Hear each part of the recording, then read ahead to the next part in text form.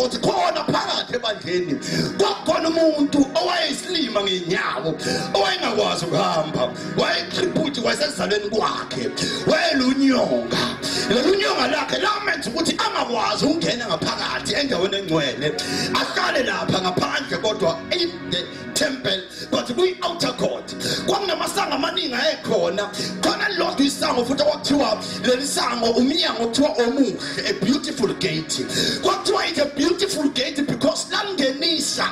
endaweni engcwele ilona sango lalitokufaka endaweni engcwele ingakho kwakuthiwa isango elihle omuhle liphepheleke lapho bonke babezongena ngalelo sango babesuke bezothandaza bezodumisa uNkulunkulu endaweni engcwele ngaphandle la kwi-outer court baningi abangena ngaphambi kaJohane noPetro bayidlula indoda ihlezi la ilunyonga ilula izandla icela ukwabela izipho beyinikeza imali ngabo beyinikeza imali ngazi beyinikeza isiko ngabo beyinikeza isiko noma impahla ngazi but ithi iBhayibheli umndeni wakhe lo muntu wawuhlezi njalo umlethe uzombeka la eminyango engangeni kodwa endaweni engcwele uyafika yena esontweni kodwa kangena endaweni engcwele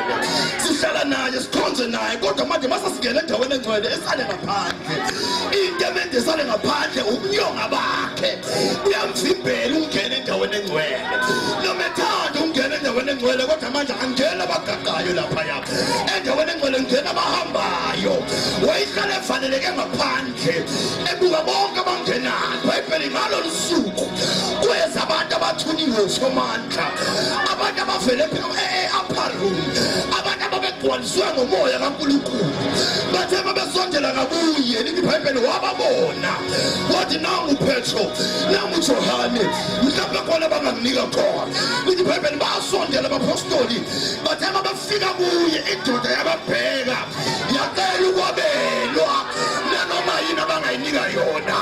iBhayibheli abapostoli bamuhambeni labo bathiwa asikwazi ukuhamba siye endaweni engcwele siye kukhona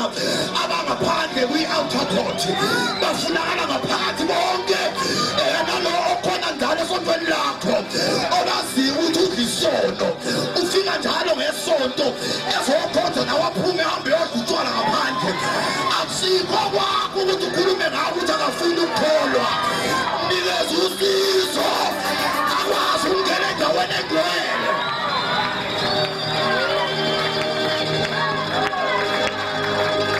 Okithi kunabantu esibaziyo sizikhuluma ngabo sithi osibani abafuna ukukholwa kunini basonta uyabona njengoba ukuthi lokho yeze sontweni futhi khona into ngaphakathi kuye ethi ngiyafuna ukukholwa kodwa manje ngixawele ubunyonga bami nithi nabafana lithi ngiyabayeka ngiphinde ngibuyele kubo yilobu bunyonga bami nithi namasekithi utshwala ngeke ngiphinde ngiphuze ngiphume esontweni ngishisilana ngihambe ngiyophuza